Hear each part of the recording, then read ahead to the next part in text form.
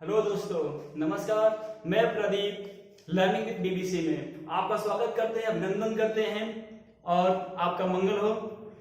कैसे हैं आप सभी लोग? अच्छे हैं? अगर अच्छे हैं तो बहुत अच्छे कमेंट बॉक्स में टाइप करिएगा। I am good, very good, I am happy. अगर नहीं, क्यों नहीं? पढ़ाई करिए। लॉकडाउन में क्या किया जा सकता है? घर पे रहिए, बढ़िया जबरदस्त पढ़ाई करिए, नोट्स लीजिए, वीडियो देखिए, खासकर मेरा लर्निंग विद बीबीसी में हम लोग इससे पढ़े। आज का टॉपिक जो हमारा है, आज जो टॉपिक हमारा वो है स्टोमच के ऊपर। टॉपिक क्या हमारा? स्टोमच की बात करें, स्टोमच हम लोग पढ़ेंगे। क्या पढ़ेंगे? स्टोमच पढ़ेंगे। स्टोमच यानी कि इससे पहले हम लोगों ने कुछ क्लासें कर लिए हैं। जैसे हम लोग इससे पहले क्लास में हम लोग क्या पढ़ा? डाइजेशन, यानी कि डाइजेस्टिव पाचन, डाइजेस्टिव तंत्र बात करें, सिस्टम में पाचन तंत्र में हम लोगों ने कौन कौन से ऐसे भाग होते हैं, जिसे मैंने बताया था कि डाइजेस्टिव सिस्टम में ऐसे कुछ भाग होते हैं या ऐसे कुछ एंजाइम होते हैं जो पाचन में भाग लेते हैं। तो एंजाइमों के बारे में मैंने अभी नहीं, पहला हमारा टॉपिक क्या चल रहा है कि पाचन में भाग लेने वाले जीवों के क्या ऑर्गन यानी कि तंत्र, कौन से ऐसे अंग हैं जो भाग ले रहे पाचन में, इसके बारे में हम लोग पढ़ रहे हैं। तो हम लोगों ने पहले पढ़ा था कि यानी कि पाचन स्टार्ट कहां से होता है? मुख से होता है। मुख से होते हुए मुख गुहा जाती है, मुख गुहा से जाते हुए एक वाल्व मिलता है, उस वाल्व को हम एपिग्लोटिस कहते हैं या घंटीटापन कहते हैं। इसके बाद में हम क्या करते हैं, यानी कि मुख गुहा से होने के बाद में ग्रसनी में जाती है। ग्रसनी क्या होता है कि ग्रसनी जो पाचन तथा श्वसन में, पाचन तथा श्वसन में दोनों में सहायक होता है। फिर ग्रसनी से होते ग्रासिका यानी ग्रासनली में जाती है। उसकी लंबाई प्राय कितने सेंटीमीटर होती है तो मैंने आपको बताया था, अगली वाली वीडियो में जाके आप देख लीजिएगा। उसके बाद फिर ग्रासिका से होते हुए स्टोमच में जाती है, यानी आमाशय में जाता है। और स्टोमक जो होता है वो क्या करता है? पाचन करने के स्टार्ट करता है और एंजाइम उसे तोड़ते, विखंडित करते हैं। आज हमारा जो टॉपिक क्या है? स्टोमच हो गया। हमने इससे पहले जो टॉपिक था या इससे पहले जो क्लास थी, मैंने आपको ये पढ़ा दिया, ये बता दिया था कि स्टोमच में लगभग कितनी जठर ग्रंथियां पाई जाती है। अगर याद है तो कमेंट बॉक्स में टाइप करिए, नहीं याद है तो वास्तव में झूठ मत बोलिएगा। आपकी शिक्षा की कसम, आप झूठ नहीं बोलेंगे। अगर अभी याद है तो बताइए, और नहीं तो आप क्लास देखिए, उसके बाद बताइए। ठीक है, हम लोग आज चलते हैं क्या? स्टोमच में। स्टोमच हमारा टॉपिक है। स्टोमच की बात करें, आमाशय क्या है? आमाशय, आमाशय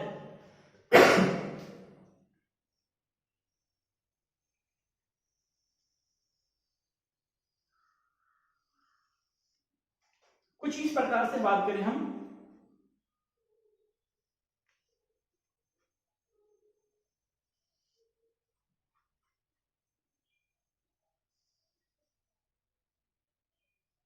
कुछ इस प्रकार से होता है हमारे स्टोमक। ठीक है, स्टोमक यानी कि बात करें हम लोग क्या स्टोमक के बारे में आज लोग पढ़ेंगे। स्टोमक होता क्या है, इसमें एंजाइम कौन कौन से होते हैं पाचन में, ये जो पार्ट होता है ये मैंने आपको पहले ही बताया था। ग्रासिका होता है, ग्रासिका या फिर ग्रसनी या ग्रासनली, ग्रासनली, इसके बारे में बताया था। ये जो यहाँ की बात, ये जो पार्ट है ये हम आज पढ़ेंगे। और जैसे इसमें एक वाल्व होता है, ठीक है, जिस संधि की बात करें तो जठर ग्रासिका संधि के नाम से जानते हैं। यहां पर जहां मिलता है इस वाले पार्ट को हम क्या बोलते हैं? ग्रासिका। क्या बोलते हैं? ग्रासिका या जठर ग्रासिका। यहां हम लोग लिख लेते हैं क्या? जठर, जठर ग्रासिका या ग्रासिका, जठर ग्रासिका संधि। संधि का क्या मतलब होता है? मिलना, आपस में संयोजन करना, उसे क्या बोलते हैं हम? संधि कहते हैं। तो जहां पर ग्रासनली आमाशय में आकर मिलती है, आमाशय में आकर मिलती है और दोनों मिलाप करते हैं, वहां हम बोलते हैं क्या? उसे जठर ग्रासिका बोलते हैं। क्या बोलते हैं? जठर ग्रासिका बोलते हैं, यानी गैस्ट्रो एसोफेजियल जनक या जंक्शन, यानी जठर ग्रासिका संधि कहते हैं। और हम आज से पढ़ेंगे, हम आपको इससे पहले सर्वप्रथम आपको चलो बता ही देते हैं जठर ग्रंथि के बारे में, लेकिन अभी नहीं, लास्ट वाले हम बताएंगे कि जठर ग्रंथि कितने पाए जाते हैं इसमें। और क्या कौन सा रस होता है, कैसा होता है। हम आपसे स्टार्ट करते पहले अमाशय। अमाशय यानी कहाँ होता है, तो हमारी जो पेट है, ये बॉडी है, पेट है, पेट यानी कि उदर गुहा, उदर गुहा के बाईं वाले हिस्से में होता है। अमाशय कहाँ होता है, उदर गुहा के बाईं वाले हिस्से। उदर गुहा कहाँ यानी किसे कहते हैं, पूरे जो हमारा पेट है, पूरा पेट है, पूरे पेट को हम क्या बोलते हैं, उदर गुहा। और जो हमारा उदर गुहा जो बाईं वाला हिस्सा है, यानी थोड़ा पीछे आएंगे ले, तो बाईं वाले हिस्से में यानी कहाँ अमाशय स्थित होता है। पूरे पेट को ही उदर गुहा बोलते हैं, ये आप लिख लीजिएगा। फिर आगे इसकी जो लंबाई होती है प्राय 25 सेंटीमीटर होती है, 25 सेंटीमीटर होती है। यानी कि अमाशय की लंबाई कितनी होती है, लंबी होती है, 25 सेंटीमीटर लंबी होती है। अमाशय कितनी सेंटीमीटर लंबी होती है, तो 25 सेंटीमीटर लंबी होती है। ठीक है, यह एक थैलीनुमा, यह थैलीनुमा होता है। थैलीनुमा की बात करें, थैलीनुमा संरचना होती है, यह जेड आकार का स्मॉल जो जेड होता है, ठीक है, उसे यह एक थैलीनुमा लिख लीजिएगा, यह एक थैलीनुमा संरचना होती है, संरचना होती है। और या इसे जेड यानी कि इस आकार में देखिए, यहां से स्टार्ट हुआ ना ये पार्ट, यहां से गया ना ये। अगर आपको हम यहां से ऐसे ही मिटा दें, ये देखिए, अगर हम आपको ऐसे यहां से मिटा दें यहां पर ये, तो आपको क्या दर्शा है, लगभग ये क्या है, यानी कि ये पार्ट अगर ऐसे गया ऐसे ना, तो क्या बोले, ये प्राय लगभग जेड आकार का होता है। किसके आकार का होता है, जेड आकार का। ये देखिए हुआ ना। अब इसे यहां से ऐसे मिला दीजिए,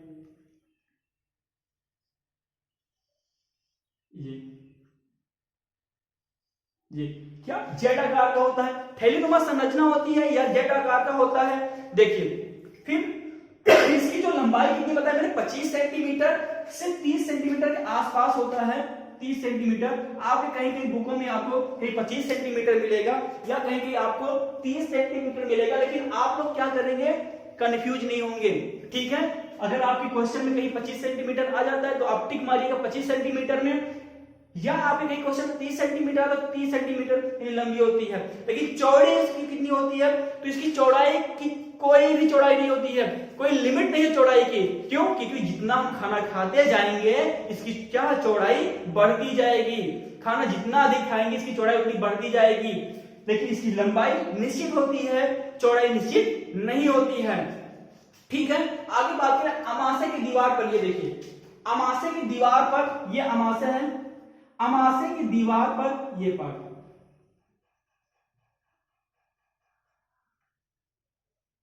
ये अमाशय, अमाशय की दीवार पर, ये अमाशय की दीवार पर बात करें, ये अमाशय की दीवार में अनेक ग्रंथियां पाई जाती हैं, जिन्हें जठर ग्रंथि कहा जाता है, जिन्हें जठर ग्रंथि कहते हैं। आप लिखिएगा, नोट करिएगा, अमाशय की दीवार पर, अमाशय की दीवार पर जो ग्रंथियां पाई जाती हैं, या अनेक प्रकार की ग्रंथियां पाई जाती हैं, उन्हें हम जठर ग्रंथि के नाम से कहते हैं।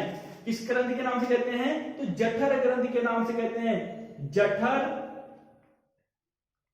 ग्रंथि के नाम से जानते हैं। सभी प्रकार जितने भी इस पे इसके अमाशय के जितने भी, अमाशय की दीवार पर जितने भी क्या मिलेंगे आपको, जितने भी आपको ग्रंथि मिलेंगे उसे क्या बोलते हैं, हम जठर ग्रंथि के नाम से जानते हैं। यानी कि गैस्ट्रिक ग्लैंड के नाम से जानते हैं। क्या, गैस्ट्रिक ग्लैंड के नाम से जानते हैं, गैस्ट्रिक ग्लैंड के नाम से, ग्लैंड के नाम से जानते हैं। ठीक है, जो जठर रस यानी क्या करता है, वहां जो जठर रस का श्रावण करता है, यानी कि कौन, जठर ग्रंथि, जठर ग्रंथि जठर रस का क्या करती है, श्रावण करती है, श्रावित करता है। जठर रस किस रस का श्रावित करता है, तो जठर रस का श्रावित। आप पूछ सकते, जान सकते कि जठर रस कहां पाया जाता है, तो अमाशय में। कौन सी ग्रंथि श्रावित करती है, तो जठर ग्रंथि। अमाशय में लगभग कितनी ग्रंथियां पाई जाती हैं, तो लगभग अमाशय में लगभग 4 करोड़ से भी ज्यादा, 4 करोड़, लगभग 4 करोड़ से भी ज्यादा जठर ग्रंथियां पाई जाती हैं। अमाशय की दीवारों पर लगभग 4 करोड़ से भी ज्यादा, 4 करोड़ से भी ज्यादा क्या, जठर ग्रंथियां पाई जाती हैं। क्या पाई जाती है? जठर ग्रंथियां पाई जाती हैं। जठर रस में HCl की मात्रा होती है। अब देखिएगा जो एंजाइम हमने बात किया था ना, अब बात करें जठर ग्रंथ यानी जठर रस के अलावा, किसके अलावा? जठर रस, यानी कि आप लिखेंगे जठर रस के अलावा, ठीक है। जठर रस के अलावा क्या पाया जाता है? जठर रस के अलावा HCl हाइड्रोक्लोरिक अम्ल, HCl। अब भाई आप कहते हैं कि HCl ऐसे कैसे हो सकता है? HCl अगर स्किन पे पड़ेगा तो स्किन से तो कोई क्या कट जाएगी ना, जल जाएगी ना। तो स्किन पर अगर HCl पड़ गया, हमारी स्किन पर, त्वचा पर अगर HCl पड़ गया, हाइड्रोक्लोरिक अम्ल अगर पड़ गया तो हमारी बॉडी तो जल जाएगी ना। लेकिन ऐसा नहीं है प्रक्रिया, लेकिन किसके कारण अभी हम आपको आगे बताएंगे, किसके कारण कि HCl की मात्रा को मंद कर देता है, यानी कि अमाशय को काट नहीं पाता है, छील नहीं पाता है। HCl जठर रस के अलावा HCl रेनिन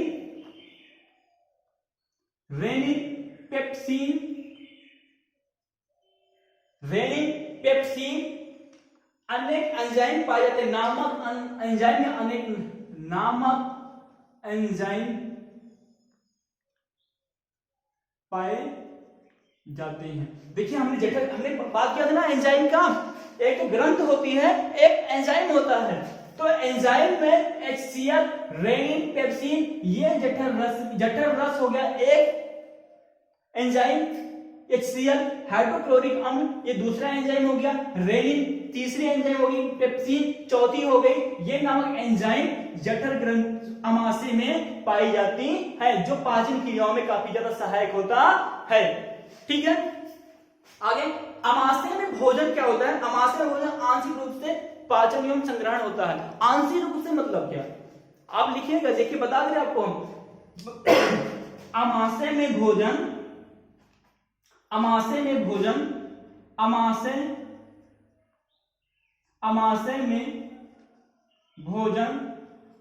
प्राय आंशिक रूप से संग्रहित होता है। बात करें आंशिक रूप से पाचन एवं संग्रहण करता है। आंशिक रूप कैसे? यानी कि पूरा का पूरा भोजन जो यानी ग्रहण करते हैं, जो पदार्थ ग्रहण करते हैं, पूरा पूरा पाचन नहीं करता है। आंशिक का मतलब कुछ रह जाता है जो आगे ग्रसिका से होते हुए आगे आंत में भेज देता है, क्षुद्रांग में भेज देता है पाचन के लिए। समझ गए ना? आंशिक अर्थ ये हो गया। या पाचन अम्ली, अब जो इसकी पाचन होती है किस माध्यम में होता है? मैंने आपसे यानी इस अगली वाली क्लास में मैंने ये आपको बताया था कि जो इसकी माध्यम होती है कैसी होती है, तो अम्लीय माध्यम होती है। यानी कि जो जठर रस होता है वो किस कलर कैसा होता है? तो जठर रस कैसा होता है? तो अम्लीय होता है। यानी पाचन किस माध्यम में होता है? यहां पर तो अम्लीय माध्यम में होता है। अमाशय में पाचन किस माध्यम में होता है? तो अम्लीय माध्यम में होता है। ठीक है, भोजन के उपरांत लगभग भोजन जो अमाशय में कितना घंटा, अगर आपसे कोई पूछे कि अच्छा ये बताइए, या ये चीज, या हम आपसे पूछते हैं कि आप भोजन करते हैं या हम भोजन करते हैं, तो हमारे शरीर में यानी हमारे अमाशय में, स्टमक में भोजन कितने घंटे उपस्थित रहता है? तो लगभग 3 से 4 घंटे, लगभग 3 से 4 घंटे भोजन अमाशय में रहता है। अगर आपसे कोई कहे कि अमाशय में भोजन लगभग कितने घंटे रहता है, तो 3 से 4 घंटे रहता है। किस माध्यम में पाचन करता है? तो अम्लीय माध्यम में पाचन करता है। कौन सी रस पाई जाती है? तो जठर रस पाई जाती है। कौन से एंजाइम पाए जाते हैं? तो HCl रेनिन पेप्सिन नामक एंजाइम पाए जाते हैं। ठीक है, आपसे अगर देखिए आगे हम आपको बताते हैं पाचन के दौरान। ठीक है, पाचन के दौरान जो एंजाइम की बात करें, प्रोटीन होते हैं। प्रोटीन जो होते हैं, प्रोटीन के एंजाइम मुख्यतः भोजन में उपस्थित प्रोटीन पर कार्य करते हैं। जो पाचन होता है या 3-4 घंटे के दौरान जो पाचन होता है, तो जिनमें जो प्रोटीन एंजाइम होते हैं वो भोजन की उपस्थिति में प्रोटीन पर कार्य करते हैं। किस पे करते हैं? प्रोटीन। पाचन क्रिया किस पर करते हैं? तो प्रोटीन पर करते हैं। किस पे करते हैं? तो प्रोटीन पे करते हैं। ठीक है। अमाशय के अंदर जठररस से जठररस का स्रावित होता है। मैंने आपसे पहले बताया, इसके अंदर अमाशय के अंदर जठररस का स्राव होता है, यानी कि निकलता है। ठीक है। और साथ में HCl भी स्रावित होता है। देखिए HCl हमने क्यों, क्योंकि ये सारी चीजें मैंने कहां बताया आपको? अमाशय में बताया ना। तो जाहिर सी बात है जठररस, रेनिन, पेप्सिन, HCl कहां होगा? जहां जठररस, यहां पर जठररस स्रावित करता है और इसके साथ में क्या? HCl भी स्रावित करता है, हाइड्रोक्लोरिक एसिड भी स्रावित करता है। अगर ये नहीं करेगा तो भैया बहुत ही पाचन होएगा नहीं, पाचन नहीं होएगा तो प्रॉब्लम क्रिएट होगा भैया। क्या बहुत ज्यादा, यानी कि समझ सकते हैं। आगे भोजन में अमाशय से ग्रसिका में जाने कार्डिया वाल्व, यानी कि ये हमने बताया ना, ये जठर ग्रसिका संध होती है, यानी कि ये ग्रसिका से अगर कोई वाल्व है, उस वाल्व को क्या नाम है? तो कार्डिया वाल्व के नाम से जानते हैं। कार्डिया। अब आपसे बताते हैं। देखिए ध्यान से, बहुत ही इंपॉर्टेंट टॉपिक है, बहुत ही इंपॉर्टेंट टॉपिक है।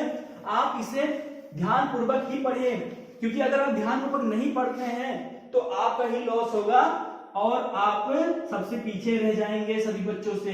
देखिए ये वाल्व की बात करें, ये यहाँ पर एक वाल्व आ जाती है। ये तो ये क्या हो गया? मैंने संधि बताई ना। अब यहीं पर अगर देखिए खाना खाते हैं, भोजन आता है, भोजन आता है, भोजन ये आ रहा है, ये अमाशय से बाहर ना जा सके, यानी कि ये भोजन आया और अमाशय से बाहर ना जाए, इसके लिए एक वाल्व होता है, उसे हम कार्डिया वाल्व कहते हैं। Cardia valve. ठीक है। कार्डिया वाल्व यानी कार्डिया वाल्व भोजन यानी अमाशय से, ठीक है, कार्डिया वाल्व अमाशय यानी गर्सिका में जाने से उल्टा, गर्सिका से तो भोजन आया, गर्सिका से तो भोजन आया, अमाशय से भोजन गर्सिका में ना जा सके, यहां पर एक कार्डिया वाल्व होता है जो रोकता है, यानी अमाशय के भोजन को ग्रसिका में ना जाने के लिए ये कार्डिया वाल्व रोकता है। ठीक है। कार्डिया वाल्व का कार्य क्या होता है कि अमाशय के भोजन को ग्रसिका में ना पहुंचाए या ना जाने दे। ठीक है। ये लिखिएगा आराम से। जो भोजन छोटी आंत में जाता है, फिर आगे क्या होती है? जो खाना, यानी कि यह क्या होता है? ये पाचन होता है ना, ये यहां आती है, अमाशय में आता है। अब अमाशय के बाद में कहा जाएगा? तो मैंने बताया था आपको, छोटी आंत या आंतों में जाती है, छोटी आंत या क्षुद्रांत में जाती है। ठीक है। अब एक चीज और बताते हैं आपको, ध्यानपूर्वक देखिएगा। अभी आपको हम फिगर भी दिखाएंगे। इसी के नीचे से जस्ट ऐसे घूम के, ठीक है, आता है, यहां आता है, तो ध्यानपूर्वक देखिएगा। बहुत ही इंपॉर्टेंट टॉपिक है, बहुत ही ज्यादा।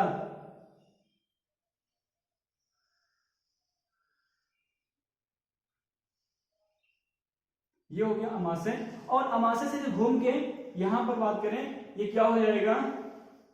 ऐसे कुछ यहां पीछे से स्ट्रक्चर आता है, और जो पीछे से स्ट्रक्चर आता है, संरचना होती है, हमको दिखाई नहीं पड़ती है लोकेशन, तो ये यहां से, यानी कि आपसे बात करें अमाशय से, देखो ध्यान से सुनना, जो भोजन छोटी आंत में चली गई है, अमाशय से भोजन छोटी आंत में जाएगी, जो भोजन छोटी आंत में चली गई है, ठीक है, वो अमाशय से वापस छोटी आंत में ना आए, इसमें एक वाल्व लगा होता है, उस वाल्व को बोलते हैं क्या? Pyloric valve.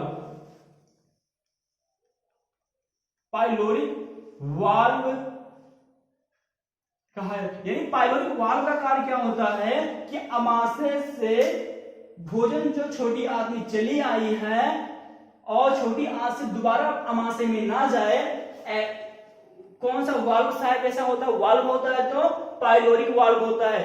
अगर गर्सिका से जो भोजन अमाशय में चली आई है, गर्सिका से जो भोजन अमाशय में चली आई है और अमाशय से गर्सिका में ना जाए, वहां कार्डियो वाल्व ऐसा कार्य करता है, कार्डियो वाल्व लगा होता है। और वहीं अगर अमाशय से छोटी आंत या बड़ी आंत, छोटी आंत में भोजन चली आई है, तो पाइलोरिक वाल्व रोकता है दोबारा आंत से अमाशय में ना जाए।